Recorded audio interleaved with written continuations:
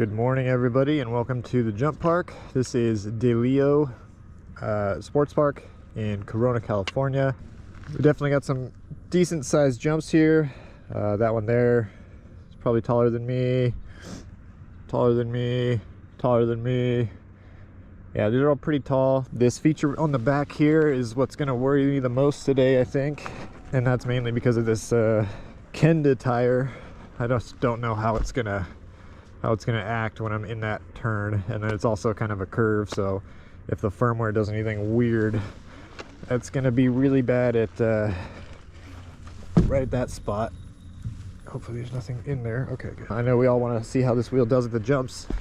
I think it's gonna be just like the Lynx. You don't really need like more travel to do these jumps.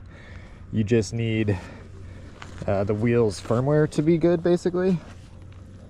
And I think this firmware is going to be fine for jumping. It's really like the cornering that's weird sometimes with this. I just recalibrated it again today, so it did kind of feel weird when I pulled it out of the truck this morning. I don't know why we got to recalibrate these things like all the time. People say it's the gyro in it is not got like the right code written for it. It's like a gyro from a cell phone or something, and nobody ever wrote code for it for EUC, something like that. That's what I hear. Hopefully they can just like get that fixed, because I swear with that 507 firmware, everything before 511 was never giving me this problem. I'm gonna see maybe if I can oversend this one a little bit and get it to bottom out hard.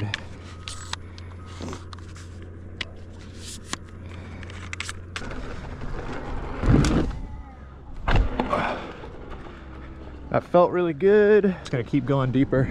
On the Lynx, I think that would have been a really harsh. I have the middle spring option.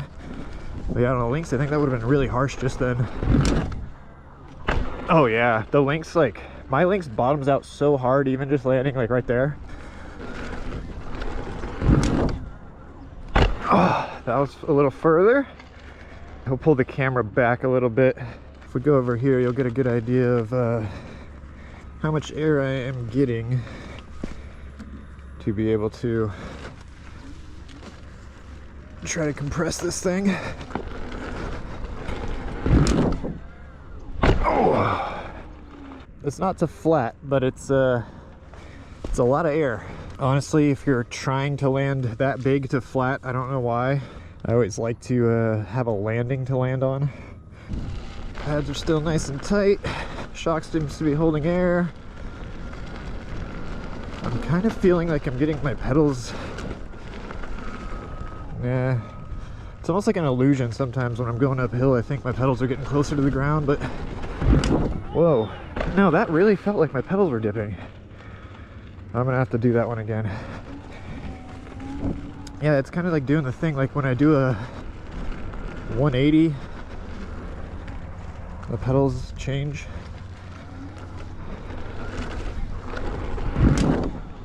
All right, let's just keep it moving nice and easy.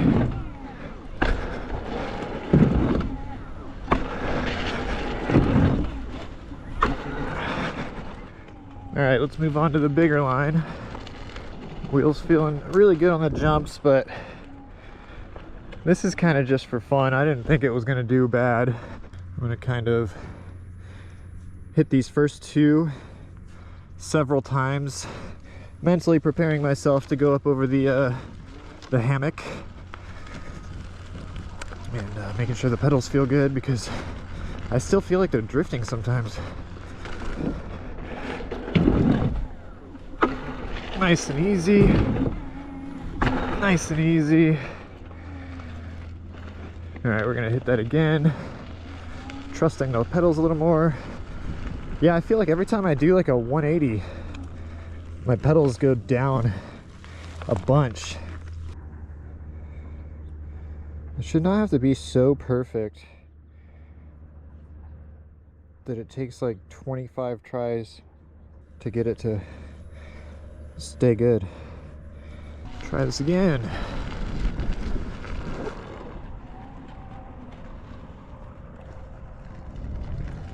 Oh, I feel...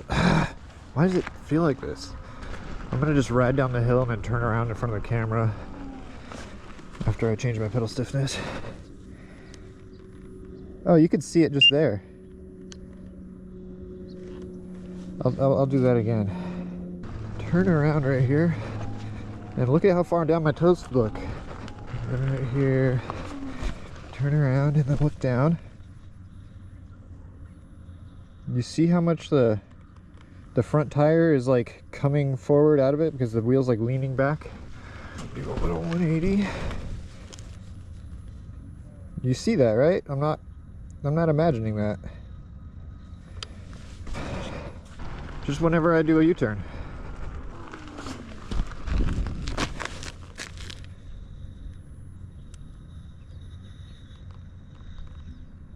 I'm gonna unplug the buzzer for now because I'm sure I'm enraging some people.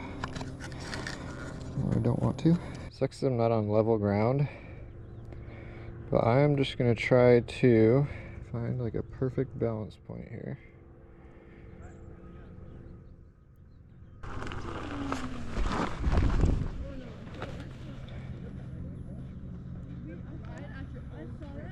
I feel like it's doing it less.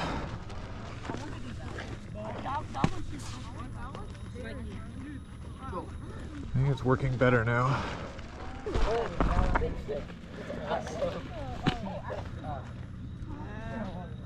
Okay, it's definitely not doing the thing it was doing before. That's very good. Let me plug my beeper back in.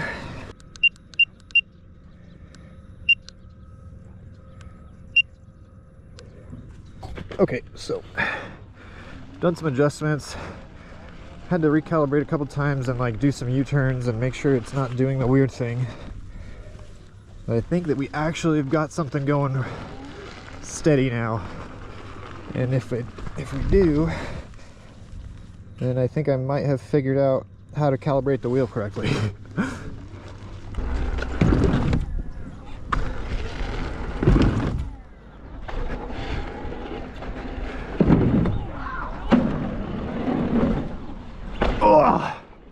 All right, sick. We got the hammock first try. I am feeling some weird stuff in the pedals still, but I'm just gonna up the pedal hardness, maybe tilt my pedals back just a little again, because they're I had to angle it down a lot to calibrate it, but I don't like it angled down so much. I'm at like 2.4 now. I had to like kind of put it nose down quite a bit to get it to calibrate and work properly. I feel like I'm like actually nose down like 1 or 2 degrees just to be, I basically just like let it balance perfectly on the balance point with no motor, and that ended up working.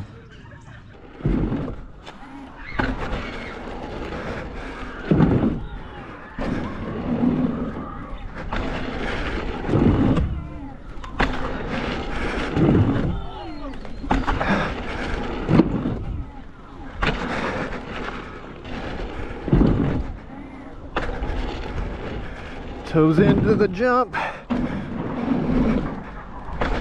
Toes into the jump. There we go. Yeah, buddy. Whee! So good. I definitely figured something out with the pedals. I got a lot closer to them not wandering around so much, but they don't feel super solid still. And I feel like people don't believe me or something, but 507 I just never had this issue with. I don't know, this is not a Lynx, but it's kind of the same firmware. Let's check on those back screws. Nothing coming out, nothing coming out. Everything looks the same as last time we checked on it.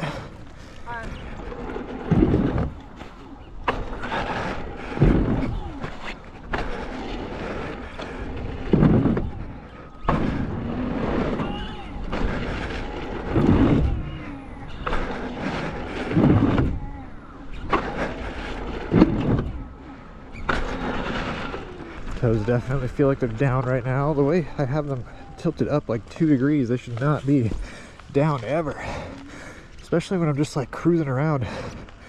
I would kind of understand if it was while I was accelerating or something like that, but it's like I just do a U-turn and just does that. I don't know if y'all can hear that, like squeaking. Something's squeaky. And I don't think it's like my shoes.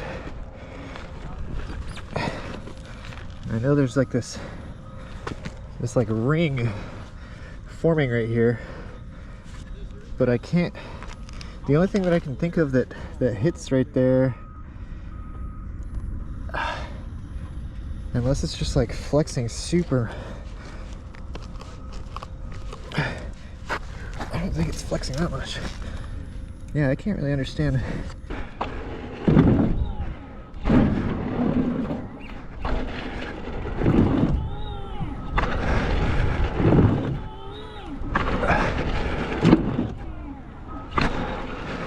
All right, well, I think we proved that it can jump just fine. I don't think anyone had any doubts there. Definitely supports the bottom out, like on that first jump if I overclear it. That first little one I showed you earlier. But I think it's time to test the shifty and the trickability of this. Oh, that shifty is real good. That was easier than the Lynx, I think. The Lynx actually took me a minute to learn to shifty. Well, maybe that also has something to do with how easy I can do it on this now. The Lynx and this are very similar.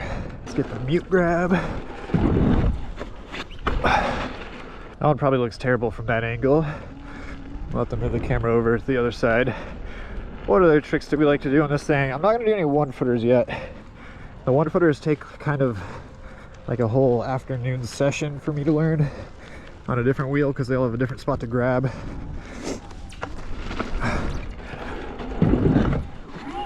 Cannonball. And then we can do just a simple pedal grab. We'll do the simple pedal grab shifty. This wheel's really good for the tricks.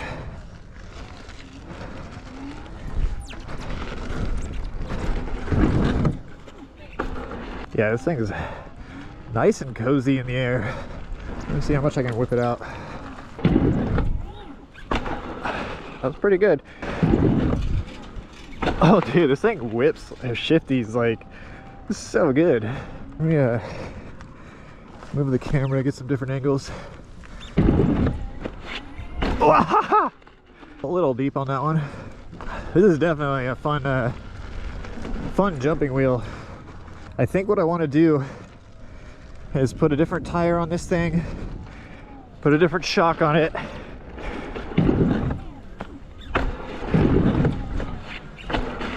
Because the stock one's doing fine, but I think we can make it better. We can try to shifty it really hard, right? Yeah, I think that's going to be kind of my wrap for this. Okay, we got both those screws still. Okay, big shifties. That's what we want right now.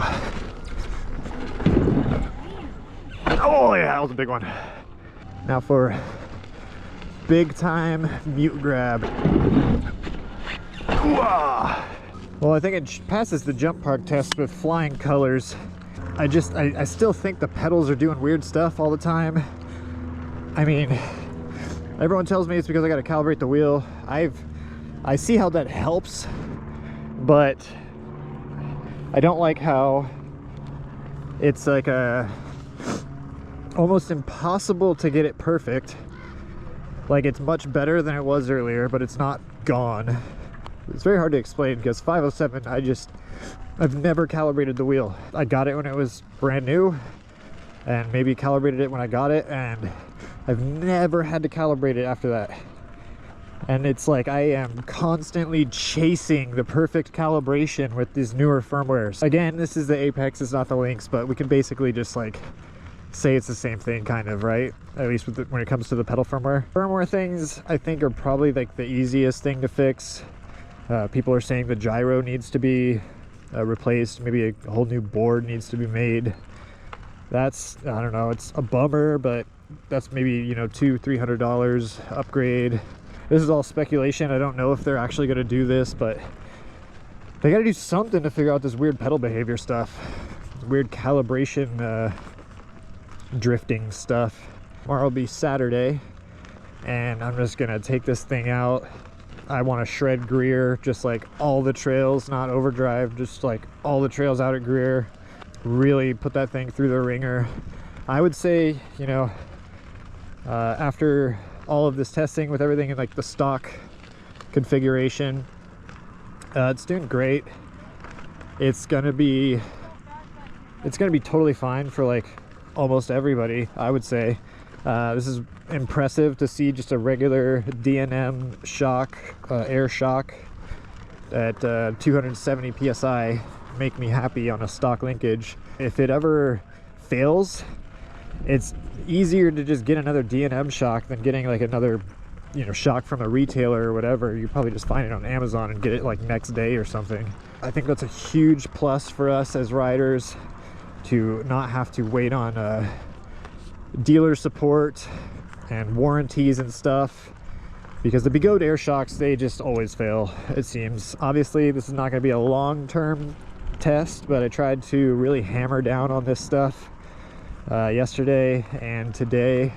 Not pulling any punches, still holding air. I didn't have to put any air in it today. If you have any other questions, just let me know. You can comment down below, and I will be sure to answer them as quickly as I can. I may not have the wheel anymore by the time you see this video, but I'm trying to cover all my bases here and answer any questions anyone might have about this wheel.